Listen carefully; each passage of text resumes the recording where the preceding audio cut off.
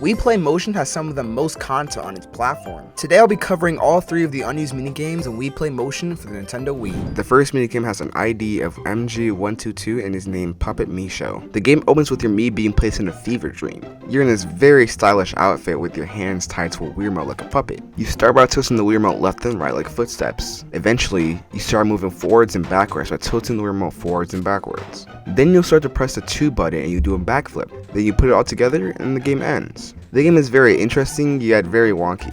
Raising your feet isn't very difficult, but the challenge comes when moving left, right, forwards, and backwards. I had to rotate my Wiimote in a very weird circular motion and it still wasn't moving much. The game seems like it was still in debug mode because you need to press A for the game to even appear. You can change the camera by pressing 1 and the game resets by pressing plus. However, there's a lot of unused stuff still left in the folders of the minigame. To start, there's an unused song in the files of the minigame. The song is in the MG122 folder and not in the audio folder, which is very weird. I would play the song, but it's literally just the Indiana Jones theme. There are unused timing signs or ratings in the files of the game. The ratings are S, B, F, or nothing at all. There's also a line for it, and I don't know what it means. There are also some unused ratings, and I love the font they use for it. The next minigame has an ID of MG111 and is named Dolphin Park. The game opens with a shot of the ocean, and the game starts with you point at the dolphin and press A. Your goal is to jump through as many rings and pop as many balloons as possible. There doesn't seem to be a time limit. You can use the Wiimote to steer and press A to slow down and B to speed up. The UI includes a map and a point meter. The controls in this game are very weird, and I found it very difficult to jump through the rings above water due to the lack of shadows. There is a lot of unused content in this unfinished game, and that starts with the balls. There are 14 balls in the game files that go unused. Some of them aren't even balls and are just very weird objects. There are early models of the Mii's named Mii Body that look like physical board game objects. Textures in the in-game files that lead me to think that there will be multiple players in the game. There are also textures in the game files with the prefix mission, and I think these textures would have been shown under the minimap. It would have been also very cool to see missions in the game. There is an unused text window texture that is simply white and green stripes. This does go used, but the model of the Mii holding the rings is hilarious to me. The final game is an IG of MG120 and is named Loony Cycle, and oh boy, this is a big game. It's a cycling minigame by Mitchell Corp, and your goal is to maneuver through an obstacle course floating in the sky. You need to hold the Wiimote like bicycle handlebars in order to pedal the unicycle and avoid hazards throughout the levels. There are also balloons you can pick up along the way. Level 1 opens with a beautiful plane. The player is on a unicycle. You must navigate some very goofy terrain. You must dodge some very large balls. There's a red under it indicating what I can assume is the hitbox.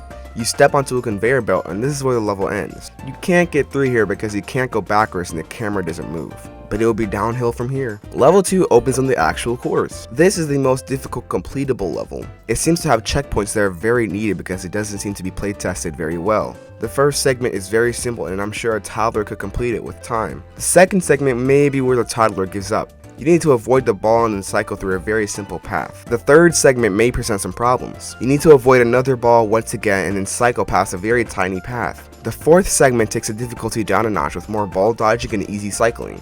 The fifth segment is extremely difficult. The giant ball in your way isn't the problem, but the very tiny path is. This reminds me of Cliff Riders from Wii Party U and not in a good way. If this is level 2, I don't want to imagine what is coming up. Level 3 opens with the player on a very blurry and poorly textured plane. You need to follow the concrete path and go through all the checkpoints. The level is super easy and it's impossible to die, but it's poorly textured and the gameplay is super boring. Level 4 opens with a very nice black screen. The level is completely unplayable and only shows the game UI. By the way, let's talk about that. In the top left will be your current distance traveled and your current speed, but both of those are broken. A timer is in the top right and a map with 3 checkpoints is also on the right, but both of those are also broken. Level 5 opens with the player on the course, and this level is actually pretty fun. You accelerate on a conveyor belt and your unicycle goes rogue.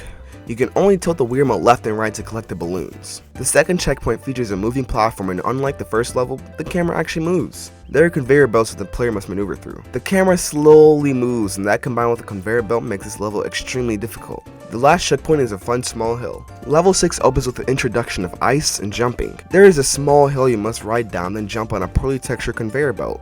The second checkpoint opens with 2 moving platforms you must balance on and then cycle on a conveyor belt moving backwards. This adds difficulty because you can't stop or else you'll fall backwards, and you can't cycle too much or else you'll fall off. You must navigate a series of confusing platforms and advance to the next checkpoint. I really want to know what was going on at Mii Show Corp when they built this level.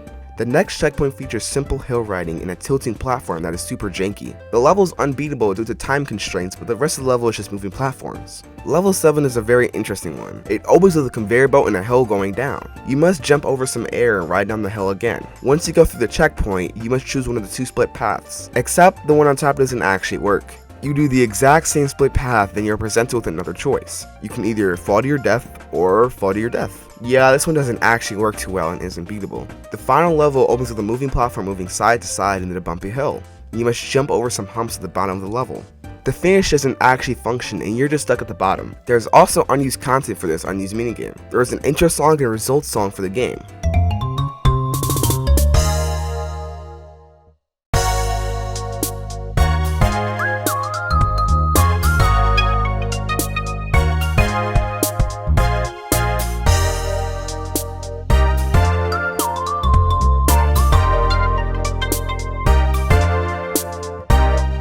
There's a 2-player version of this game that I couldn't play, but there are unused models for a 4-player version of this game. This would have been super chaotic and I would love to see this in action. There is an unused bomb in the game files and I don't want to imagine what this could have meant. Finally, there is an unused Japanese UFO in the game files and this could literally mean anything.